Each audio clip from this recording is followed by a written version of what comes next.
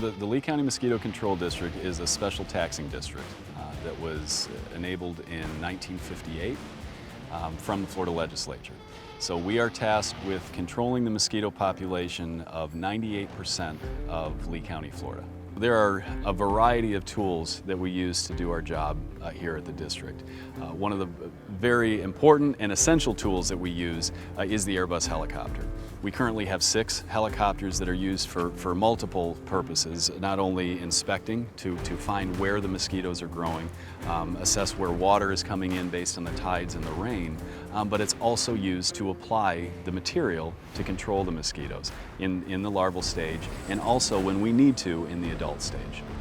We split the county up into 6 areas and we send 1 helicopter to each one of the areas for inspections. Each pilot might do 30 to 40 landings in really tight LZs, and then we'll come back and we'll plan the missions for the next day, and then we'll go out and spray. We'll have a whole spray day the next day.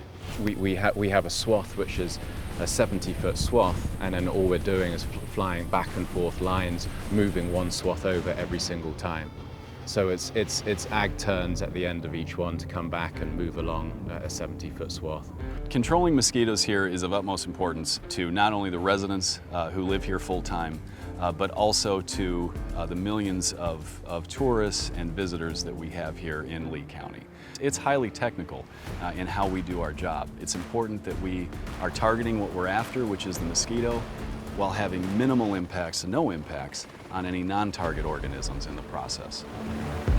We use the H125 for 2 different types of larviciding. One is with the granular, where we have the tanks on the side without a spray boom, and that blows the material out. We get a slightly smaller swath width, but we have to use different materials for different circumstances. The granular penetrates the canopy, and it really depends on what species of mosquito we're trying to kill. And other times we use more of the traditional method, which is the liquid, which has the spray booms coming out of individual nozzles. Well, I would say with the H125, the holes we go into are very tight. And when I first started 15 years ago, we've been using aircraft that really don't have the power ratio that we've got with the Airbus, and you're having to pick up in a very small hole and kind of edge it forward, trying to get into translational lift as fast as you can. And with the Airbus, with the power that you've got, you're really able to pick straight up and get the airspeed and get out of a situation that you don't really want to be in an environment for too long. So really that power is very beneficial to us. What we really liked with the H125 was the FLI, which is the first limiting indicator. We could glance inside, instead of looking at 3 instruments to see where we are with limitations, we could just at a quick glance look at 1 instrument at where we are with the limit, how close we are to the limit. It means that we can focus much better outside of the aircraft, which is where we need to be when we're low level spraying. We've got a lot to process, a lot to go on. We're looking at our own spray computer, so the simpler it is in the cockpit, the much better it is for us.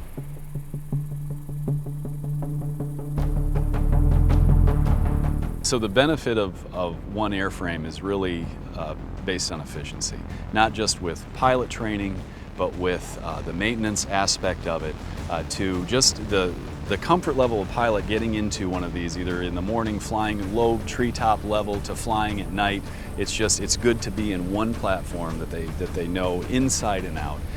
So we've got a really good group of pilots, and we have come from flying so many different types of aircraft, but since we've had the H125, it's got all the power we want, it's got the air conditioning, it does everything that we want it to do in this environment. So all the pilots have fallen in love with this airframe.